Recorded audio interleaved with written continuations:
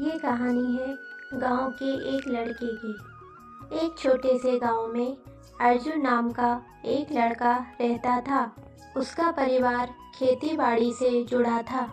अर्जुन के पिता मेहनती किसान थे और उसकी माँ घर संभालती थी।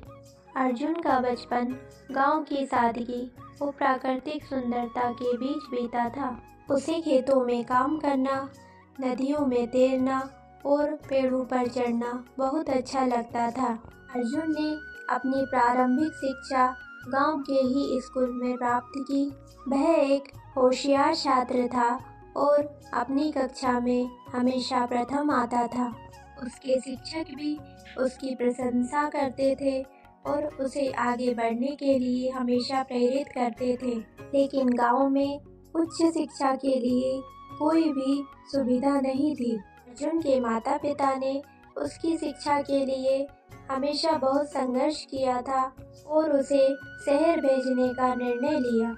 शहर पहुंचकर अर्जुन ने एक बहुत अच्छे स्कूल में दाखिला लिया। उसने विज्ञान में रुचि दिखाई और हमेशा नई नई चीजें सीखने की कोशिश करता रहता था। अपनी शिक्षा पूरी करने के बाद अर्जुन ने एक सफल इंजीनियर बनने का सपना देखा। उसने शहर में ही नौकरी की तलाश की और एक बहुत अच्छी कंपनी में काम करने लगा। लेकिन उसके मन में हमेशा अपने गांव और गांव के लोगों की भलाई का ख्याल रहता था। कुछ वर्षों बाद अर्जुन ने फैसला किया कि वह अपने गांव वापस लौटेगा और वहां के लोगों के लिए कुछ न कुछ करेगा। उसने अपनी नौकरी छोड़ दी और गांव वापस आ गया। उसने गांव में नई तकनीकें लाने का बीड़ा उठाया।